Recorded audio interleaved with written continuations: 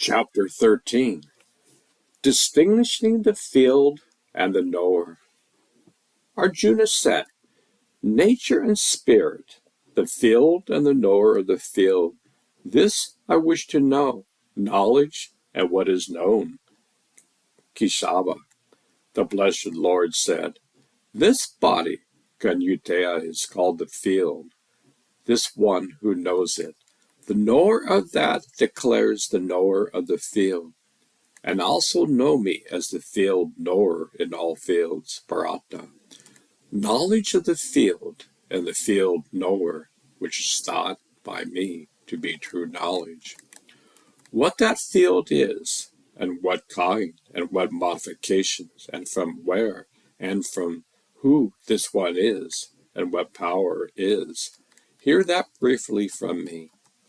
Chanted many times by the seers in various sacred hymns, and distinctly in God's scriptures, with undeniable reasons, the great elements, ego, intuition, and the unmanifest, the senses 10 and 1, and the 5 objects of the senses, desire, aversion, pleasure, pain, combination, consciousness, firmness. This, in brief, is the field described with modifications. Non-pride, non-deceit, non-violence, patience, honesty, service of the teacher, integrity, stability, self-control in the objects of sense detached and non-ego, insight into the pain and evil of birth, death, old age, disease, non-attachment, non-clinging to son, wife, home, etc., and constant equanimity in wanted and unwanted advance, and unswerving love to me by exclusive union, resorting to a secluded place, dissatisfied in a crowd, constant oversouled knowledge, observing the purpose of true knowledge. This knowledge is explained thus. Ignorance is what is contrary to this. What is to be known, that I shall explain, knowing which one attains immortality. This beginningless supreme God is said to be neither being nor non-being, everywhere having hands and feet, everywhere eyes, heads, face, everywhere in the world, ears, this stands all pervading.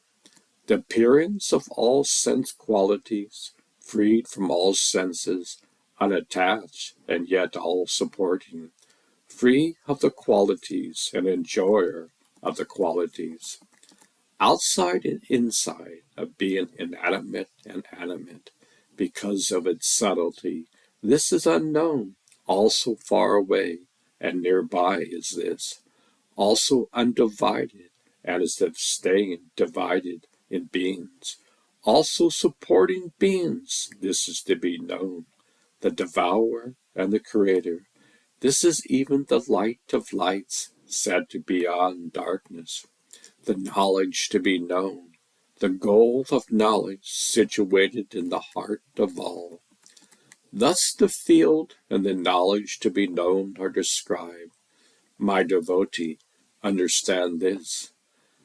Approaches my essence, known nature and spirit, both also beginningless, and know the modifications and qualities coming from nature.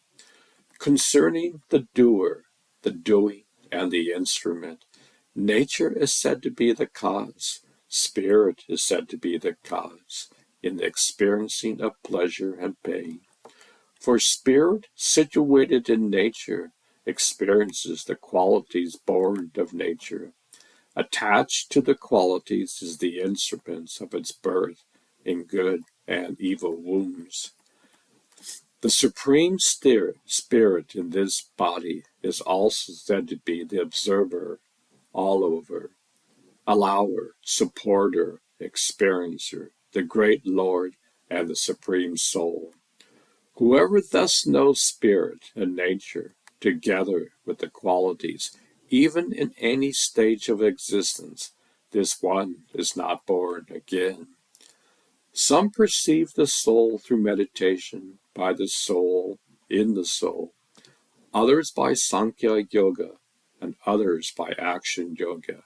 Yet others, not knowing this, worship hearing it from others, and they also transcend death, following the scripture. Since my being, stable or moving, is born from the union of the field and the field knower, know that, Bharata Bowl. Whoever perceives the same Supreme Lord, situated in all beings, not perishing in their perishings, this one perceives. For perceiving the same Lord established everywhere, one does not hurt the soul with the soul, then one goes to the Supreme God. And whoever perceives actions completely performed by nature, the soul, thus the non-doer, this one perceives. When one discerns various states of being situated in one and spreading out from that, then one attains God. Because the imperishable Supreme Soul, dwelling in the body, is beginningless and free of qualities also, Karnuka. It does not act, nor is it stained. As omnipresent space from its subtlety is not stained, so the soul, situated in the body, is not ever stained. As the one sun illuminates the entire world, so the Lord of the field illuminates the entire field, Bharata. Those who know by the eye of knowledge this distinction between the field and the field knower and the liberation of being from nature go to the Supreme.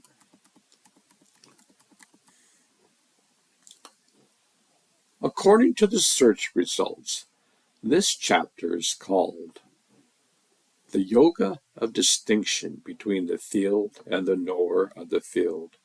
In this chapter, Krishna reveals the difference between the physical body and the mortal soul. He explains that the physical body is transitory and perishable, while the soul is immutable and eternal. The chapter also provides precise knowledge about the individual soul and the ultimate soul. Krishna discriminates between the physical body and the mortal soul, and describes God, who is the supreme soul. In the chapter, there are 35 verses. The main points of the chapter are: Arjuna asks Krishna about two terms, the field and the knower of the field. He also wants to know about material nature, spirit, knowledge, and the object of knowledge. Krishna replies that Ksheta is the body, which is made of matter and subject to change. Kshetra is the soul, which is a part of God and eternal. He says that he is also the Kshetra in all bodies, as he is present as the super soul in every living being. Krishna enumerates the elements that constitute Kisha, such as the 5 great elements: earth, water, fire, air, and ether, the ego, the mind, the intellect, etc. He also lists some modifications of Kasita, such as desire, hatred, happiness, distress, etc. He also mentions some qualities that lead to knowledge, such as humility, nonviolence, truthfulness, etc. Krishna defines Jnana as the supreme reality and essence of all things. He says that by knowing Jnana, one attains immortality. He says that Jnana is God himself, who pervades everything with his energy. He says that God is both manifest and unmanifest, both with form and formless. Krishna explains that Priti is his lower energy, which consists of 3 modes: Satya, goodness; Raja, passion; and Tamas, ignorance. He says that Prakti binds the soul to the body by creating attachment and aversion. He says that Purusha is his higher energy, which is consciousness and independence. He says that Purusha is also known as Jiva, or individual soul. Krishna states that Purusha becomes controlled by Prikti and identifies with the body and its activities. He says that this caused Purusha to experience happiness and distress according to its karma or actions. He says that when Purusha realizes its true nature as distinct from Prakti, it attains liberation from bondage. Krishna advises Arjuna to see everything with equal vision as a manifestation of God's energy. He says that one who sees God in all beings and all beings in God is never deluded or lost. He says that one who worships God, dwelling in all beings, resides in God's always. Krishna declares that one who perceives God's presence everywhere and is everything transcends the dualities of life, such as heat and cold, pleasure and pain, honor and dishonor. He says that such a person is very dear to him.